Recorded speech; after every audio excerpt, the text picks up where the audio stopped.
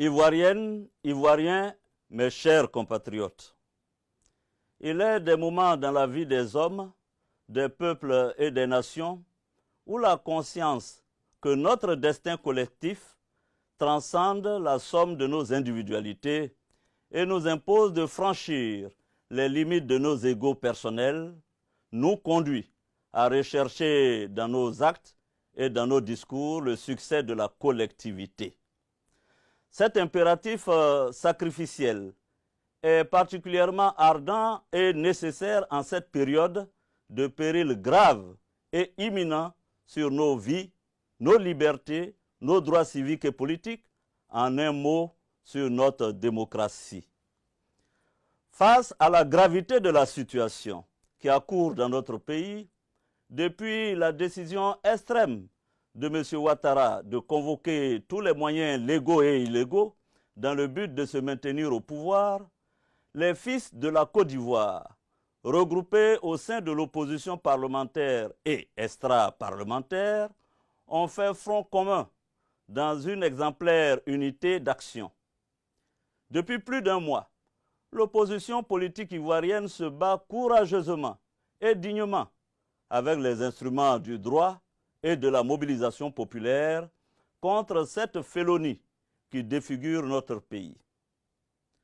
Devant la violation flagrante de notre Constitution, le sang de nos compatriotes qui est versé chaque jour et le parjure déshonorant dont s'est rendu coupable l'ex-président, j'ai décidé de m'assumer et de prendre la parole. Je prends la parole car mon honneur me le commande. La dignité de notre pays l'exige et le souvenir du sacrifice de tous ces illustres fils du pays tombé pour la défense des valeurs de la République et de la démocratie me l'ordonne. Face à la mobilisation du peuple de Côte d'Ivoire, et vu le peu d'empressement de notre armée nationale à participer à l'hécatombe à laquelle il l'invitait, M. Alassane Ouattara a mobilisé pour servir sa cause, hélas, de nombreux miliciens et supplétifs armés qui mènent actuellement notre pays au chaos, en massacrant à l'arme blanche et même à l'arme de guerre nos compatriotes qui manifestent les mains nues. Ces hordes endoctrinées tailladent à la machette leurs pauvres victimes, allant jusqu'à incendier des habitations avec leurs occupants à l'intérieur. Un programme de repérage systématique des partisans de l'opposition en vue de leur élimination est en cours.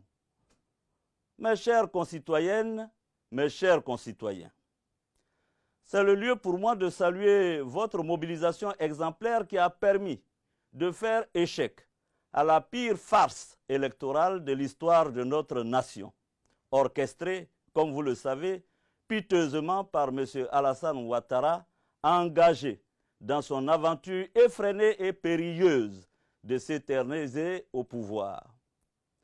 Bravant ce peuple qu'il a vomi et rejeté, il entend s'autoproclamer pour la 3e fois président de la République. Nous ne l'accepterons jamais, disons-le tout net. Notre pays est désormais placé dans un contexte de vacance du pouvoir présidentiel, car celui qui tente maladroitement de s'imposer n'en a ni le droit ni la légitimité. En ce moment historique, il n'y a de place ni pour les trahisons, ni pour les demi-trahisons. C'est donc la raison pour laquelle l'opposition responsable, constatant la vacance du pouvoir présidentiel, a décidé, dans le cadre de l'espérance due au peuple, d'ouvrir une transition politique. Le Conseil national de transition a été créé pour assurer les charges exécutives de l'État, assurer le fonctionnement régulier des organes et des institutions républicaines durant toute la période de transition. L'ancien président de la République, son Excellence M. Henri Konan Bédié, président du PDCI-RDA, a été désigné pour présider le Conseil national de transition dont je suis membre. Installé dans le schéma mental de tous les dictateurs tropicaux, M. Alassane Ouattara a basculé dans la violence aveugle en déchaînant une répression brutale via ses forces endoctrinées contre les principaux leaders de la transition. Ainsi, le président Henri Konan Bédié, président du Conseil national de transition, est l'objet d'un blocus à son domicile. D'éminents membres du Conseil national de transition ont essuyé des attaques à l'arme de guerre contre leur résidence ou ont échappé tout simplement à des assassinats et à des enlèvements. M. Alassane Ouattara veut absolument décapiter la transition pour pouvoir éteindre toute contestation et régner dans un consensus dictatorial où la paix qui prévaut est celle des cimetières. Moi, vu la traque contre les principaux dirigeants du Conseil national de transition, je décide en toute responsabilité de m'inscrire dans la continuité de l'œuvre entamée en contribuant à la mise en place effective des organes de la transition.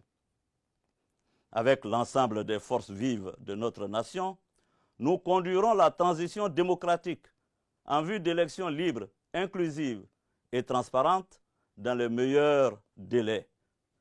Seul antidote, je vous l'assure, à la violence qui accourt dans notre pays.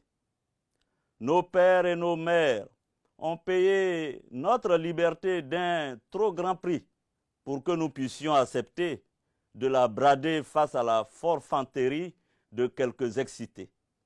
Nous refusons que le viol de notre loi suprême soit considéré comme chose banale et puisse rester sans conséquence. Nous n'accepterons pas que pour la gloire d'un individu, un individu seul, notre pays comptabilise aujourd'hui plus de 100 morts et plusieurs milliers de blessés en moins de 2 mois, que des milliers de nos concitoyens soient emprisonnés parce qu'ils ont exercé leur droit à la liberté d'expression et de manifestation, et que des hommes politiques soient assiégés, traqués, pour avoir exigé le respect de la loi, rien que le respect de la loi. Les Ivoiriens n'accepteront pas, je vous l'assure, qu'une cour constitutionnelle servile et complaisante adoube le complot électoral et apporte sa caution à la forfaiture en cours. Ce n'est pas ce dont nous avons rêvé pour notre pays. Ne pas nous battre dans ces circonstances avec détermination, pugnacité et abnégation face à la tyrannie naissante serait une lâcheté dont nos dévanciers ne sauraient être fiers. C'est pourquoi, malgré les difficultés, malgré les douleurs, malgré les horreurs, en dépit de nos faiblesses, de nos manquements, de nos erreurs, voire de nos fautes, il faut qu'ensemble, chers compatriotes, nous puissions nous lever pour dire non à la dictature et faire barrage à l'ex-président de la République, Alassane Ouattara, qui veut prendre la Côte d'Ivoire tout simplement en otage.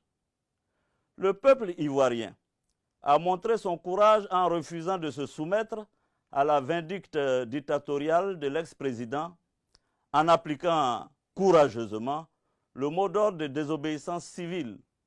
Les Ivoiriens ont démontré leur capacité à lutter pour la démocratie au péril de leur vie. Je m'adresse ici et maintenant au corps constitué et à nos vaillantes forces de défense et de sécurité. Au corps constitué, appelant à votre sens élevé de l'intérêt supérieur de la nation, je vous demande de désobéir aux ordres illégaux et de rallier le Conseil national de transition. Aux forces de défense et de sécurité, vous me connaissez, chers soldats, des années durant, nous nous sommes battus dans les broussailles comme dans les agglomérations. Notre idéal était d'apporter à la Côte d'Ivoire la démocratie et la liberté. Je voudrais vous dire aujourd'hui que malgré tout, rien n'est perdu. Je voudrais vous dire que nous ne pouvons pas, nous ne devons pas, par peur et par poltronnerie, laisser s'installer durablement la dictature clanique de M. Alassane Ouattara et contempler l'empire de la terreur s'étendre dans notre pays et prendre possession de l'âme de notre nation. C'est pourquoi je demande à vous, soldats, sous-officiers, officiers, officiers supérieurs et officiers généraux de notre armée, de vous regarder dans le miroir de votre âme et de votre conscience et d'agir pour stopper les tueries. Agir pour préserver notre pays de pogroms intercommunautaires. Agir pour rétablir la paix et la concorde. Agir pour redonner à notre Constitution ses lettres de noblesse. M. Alassane Ouattara n'est plus le président de la République de Côte d'Ivoire. Cela est indéniable. Ayant épuisé son deuxième et dernier mandat, il ne peut plus exercer les charges et la fonction de chef de l'État.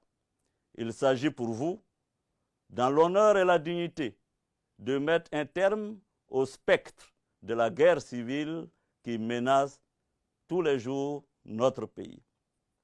Pour terminer, j'appelle toutes les forces vives de la nation, les jeunes, les femmes, toutes les couches de notre beau pays balafré et assassiné, à se lever.